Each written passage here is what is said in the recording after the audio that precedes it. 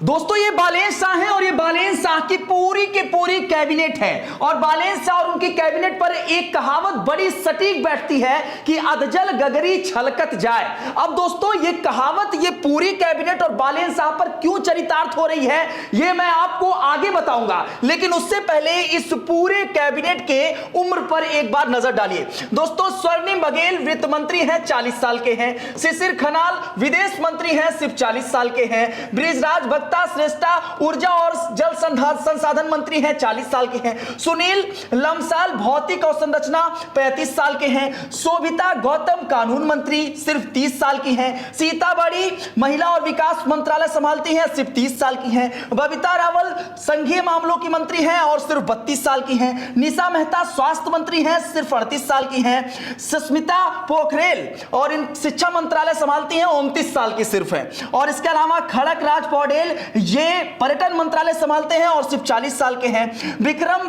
तिमिल सिन्हा ये सूचना एवं संचार मंत्रालय संभालते हैं और सिर्फ 35 साल के हैं। गीता चौधरी कृषि मंत्रालय संभालती हैं और सिर्फ 33 साल की हैं। ये पूरी की पूरी कैबिनेट दोस्तों जेएनजी कैबिनेट है और आज इसकी चर्चा सबसे अधिक हो रही है कि क्या जेएनजी कैबिनेट और जेएनजी प्रधानमंत्री अब नेपाल को संभाल नहीं पा रहे हैं। नेपाल में जगह जगह पर आंदोलन हो रहे हैं। नेपाल में इस अनुभवहीन कैबिनेट की वजह से नेपाल के नागरिक इस समय त्राहिमाम कर रहे हैं। जो जेएनजी नेपाल में बालेन की सरकार लेकर आया वही जेएनजी एक बार फिर से नेपाल में बालेन शाह के खिलाफ प्रदर्शन कर रहा है। सबसे पहले दोस्तों इन तमाम लोगों की उम्र पर आपको नजर पड़ी, अब मैं आपको इनके अनुभव के बारे में बताता हूं। दोस्तों जब भी किसी राष्ट्र को चलाने की बात होती है, किसी देश को चलाने की बात होती है, तो जो नेतृत्व करता होता है, जो लीडरशिप होती है, उसके अंदर अनुभव की सख्त जरूरत होती है। अब इन तमाम चीजों को समझने की कोशिश करिए, इन पूरी कैबिनेट को समझने की कोशिश करिए। दोस्तों कई मंत्री ऐसे हैं जो पहली बार इतने बड़े पदों पर आए हैं और कई लोग तो ऐसे हैं जो पहली बार राजनीति में उतर रहे हैं। जेएनजी आंदोलन के ऊपर थे गृह मंत्री और उनको अब इस्तीफा देना पड़ा। आगे मैं उस चीज को बारे में बात करता हूं, लेकिन पहले यह समझिए, जैसे बड़े मंत्रालय वित्त मंत्रालय हो गए, विदेश मंत्रालय हो गए, इंफ्रास्ट्रक्चर के बारे में हो गया, ये सब चीजों को चलाने के लिए दोस्तों बहुत विवेक की जरूरत है, बहुत धैर्यशीलता की जरूरत है, बहुत ज्यादा लीडरशिप क्वालिटी अच्छी होनी चाहिए ये तमाम चीजों को समझने के लिए। दोस्तों इन तमाम जेएनजी जो भी कैबिनेट है इनके अंदर ऊर्जा की कोई कमी नहीं है, लेकिन ऊर्जा के साथ प्रशासनिक समझ जो है वो बहुत जरूरी है, जो इन जेएनजी कैबिनेट के अंदर नहीं दिखाई देती। दूसरी चीज दोस्तों नीति की सलाह की कमजोरी। मजबूत नीति सलाहकारों की बहुत अधिक सख्त जरूरत है जो इस कैबिनेट में दिखाई नहीं देती। अर्थशास्त्रियों की जरूरत है जो इस कैबिनेट में बढ़िया नहीं दिखाई देती। भू राजनीतिक विशेषज्ञों की जरूरत है, इस कैबिनेट में अच्छी नहीं दिखाई देती। अब इन तमाम चीजों का नेटवर्क जब मजबूत नहीं दिखाई देगा तो किसी देश का ढांचा बनने या बिगड़ने में समय नहीं लगेगा। दोस्तों एक चीज कहावत है कि कोई चीज अचानक से जब होती है तो हो सकता है वो अचानक वाली चीज बहुत लॉन्ग टर्म के लिए हो जाए, या फिर जो अचानक वाली चीज है वो सिर्फ 1 घंटे 2 घंटे 4 घंटे या 1 महीने के लिए हो जाए। तो ये बालेन सरकार जो बनी है ये 26 दिनों के अंदर जितने फैसले ली है इनमें से अधिकतर फैसले जो है वो विवादास्पद हैं। अब आप समझिए कि आप अगर डेली काम करते हैं 8 घंटा और अचानक आपको 15 घंटा काम कराने के लिए कह दिया जाए तो आपके ऊपर क्या बीती कि क्या आपका शरीर आपकी बॉडी तुरंत उन तमाम चीजों को एक्सेप्ट कर पाएगी। ठीक ऐसे ही समझिए कि जैसे आप 2 रोटी एक टाइम का खाते हैं और आपके सामने 8 रोटी रख दिया जाए, 5 रोटी रख दिया जाए, तो क्या आपकी बॉडी उस 5 और 7 रोटी को पचा पाएगी? ठीक ऐसे ही जब सिर्फ 26 दिन हुए बालेन सरकार को, अभी तमाम जो लोग हैं, जनता है, समाज है, वो अभी सरकार की सोच के हिसाब से खुद को ढाल ही रही थी कि एक के बाद एक के बाद एक के बाद एक ऐसे ऐसे फैसले लिए गए कि जनता के अंदर आक्रोश बढ़ गया। अब दोस्तों आगे समझिए।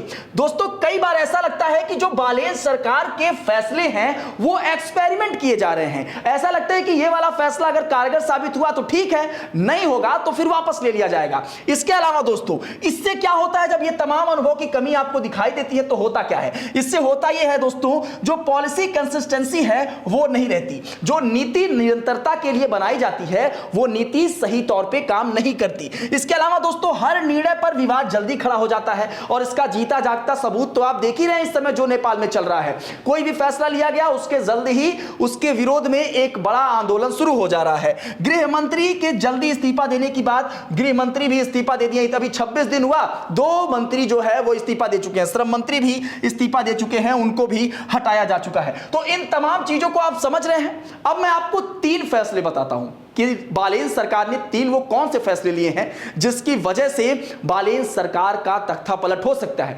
बालेन सरकार गिर सकती है, बालेन सरकार की कुर्सी छिन सकती है। यह सबसे पहला फैसला आपके स्क्रीन पर दिखाई दे रहा है। पहले फैसले में सबसे पहले मैं ये रखूंगा कि 300 से अधिक प्रधानमंत्री, राष्ट्रपति और सांसद, जो 300 से अधिक व्यक्तियों के जांच, संपत्ति की जांच के लिए जब आदेश दिए गए तो सवाल उठने लगा कि क्या जितने भी मंत्री थे, जितने भी लोग थे, सब भ्रष्ट हैं।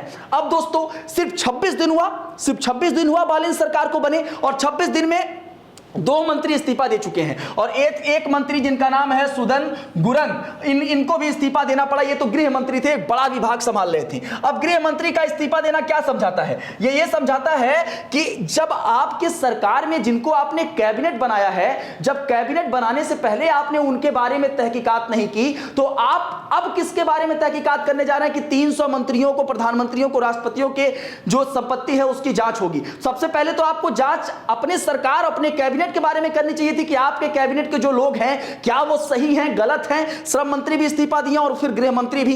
अब इनके ऊपर क्या आरोप लग रहा है? सरकार के भीतर फैसलों को लेकर टकराव है, लाइन से बाहर जाने का आरोप इनके ऊपर लगा, कानून व्यवस्था और मंत्रालय संभालने में कमजोरी की आलोचना इनके ऊपर हुई। सबसे बड़ा आरोप लगा कि सुदन गुरंग ने दीपक भट्ट के साथ कथित व्यावसायिक संबंधों को लेकर। अब ये दीपक भट्ट कौन है? दीपक भट्ट एक विवादास्पद पावर ब्रोकर और व्यवसायी हैं जो वर्तमान में मनी लॉन्ड्रिंग के आरोपों के जांच के घेरे में है। रिपोर्ट के अनुसार गुरंग ने उन कंपनियों के संस्थापक शेयर खरीदे थे जहां दीपक भट्ट की भागीदारी थी। इसके अलावा आरोप लगे कि उन्होंने अपनी आधिकारिक संपत्ति छुपाई है और एक्चुअल जो उनकी संपत्ति है, जितनी संपत्ति है, उसके बारे में जानकारी नहीं दी गई है। बैंक खातों में संदिग्ध लेन देन के भी आरोप लगे हैं। तो भैया बालेन शाह जी, सबसे पहले तो आप अपने कैबिनेट के जितने मंत्री हैं, जितने लोग हैं, उनको सही से जांच के लिए, आगे हो सकता है 1-2 लोग और इस्तीफा दे दे, भ्रष्टाचार का आरोप उनके ऊपर लग जाए या फिर आपसे मतभेद हो जाए, हो सकता है 1-2 लोग और इस्तीफा दे दो। पहले अपने जो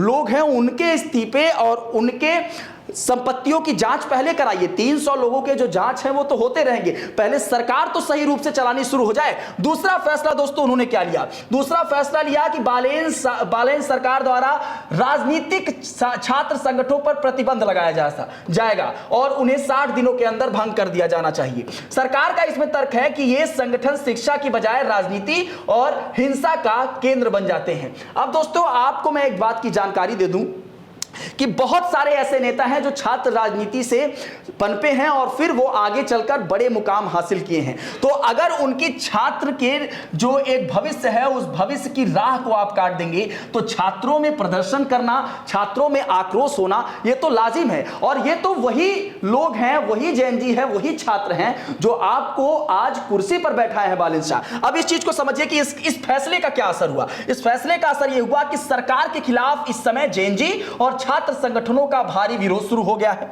छात्र इसे अपने लोकतांत्रिक अधिकारों का हनन मान रहे हैं। काठमांडू जो सिंह दरबार है, जिसे प्रशासनिक भवन नेपाल का कहा जाता है, उसके बाहर बड़े पैमानों पर लोग, छात्र संगठन जो है वो धरना दे रहे हैं, प्रदर्शन कर रहे हैं। त्रिभुवन विश्वविद्यालय और अन्य बड़े शैक्षणिक संस्थानों पर छात्र जो है वो सड़कों पर आ गए हैं। कई जगहों पर छात्र अपनी स्कूल यूनिफॉर्म में ही विरोध कर रहे हैं। और इसके अलावा ये वही पीढ़ी है दोस्तों जिन्होंने सोशल मीडिया और आधुनिक सोच के दम पर आज बालेन शाह को यहां पर पहुंचाया है। और आज बालेन शाह जब यहां पर पहुंच गए हैं तो सबसे पहला निर्णय क्या लेते हैं कि छात्रों के भविष्य की जो एक नस है उसको पहले काट दो, और काट दो ताकि छात्र जो है फिर से राजनीति में आने की सोच ना पाए। और आज जब छात्र इस चीज को महसूस कर रहा है तो आज छात्र इनके खिलाफ भी उतर गया है। जेएनजी आंदोलन कुछ दिन पहले हुआ, तख्ता पलट हुआ, फिर जेएनजी ने बालेन शाह को मौका दिया, फिर बालेन शाह जेएनजी के खिलाफ हो गए और जेएनजी फिर बालेन शाह के खिलाफ हो जा रहे हैं। अब तीसरे फैसले की तरफ ले चलते हैं और उसके असर को हम आपको दिखाते हैं। तीसरा फैसला दोस्तों बहुत ज्यादा चर्चाओं में रहा कि भारत नेपाल सीमा के पास क्षेत्र में काफी रोष है।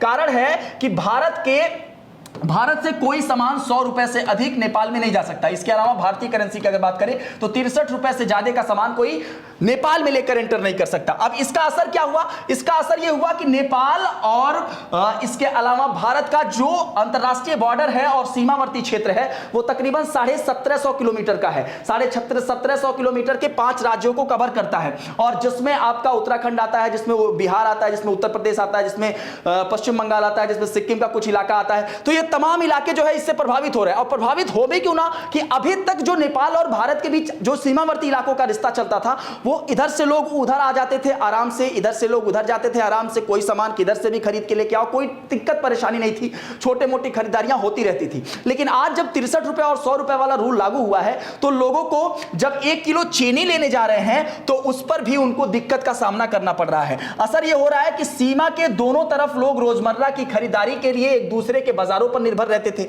अब 1 किलो चीनी और थोड़ा सा नमक लाने के लिए भी सुरक्षा कर्मी उनको रोक रहे हैं और उनको पूछ रहे हैं कि क्या लेके जा रही हो? चिप्स लेके जा रही हो, चिप्स तो 100 रुपया से ज्यादा हो गया, 110 का हो गया, तो 10 रुपया पे अब कस्टम ड्यूटी लगेगा, चाहे 5% चाहे 80%। 5% लगेगा तो 5 रुपया होगा, और इसके अलावा 100 रुपए पर, और इसके अलावा अगर 80% लगा तो 80 रुपया होगा। अब बताइए ये चीजें महंगी हो गई। अब इसी वजह से वीरगंज में छात्र और इसके अलावा स्थानीय व्यापारी लगातार जुलूस निकाल रहे हैं और बालेन शाह के खिलाफ प्रदर्शन कर रहे हैं। यह कदम राजस्व की चोरी रोकने के लिए उठाया गया है, यह बालेन शाह सरकार कर रही है। और सरकार का यह कहना है कि यह नियम पहले से ही था लेकिन इसमें ढील दी गई थी, अब इसमें सख्ती बरती जा रही है।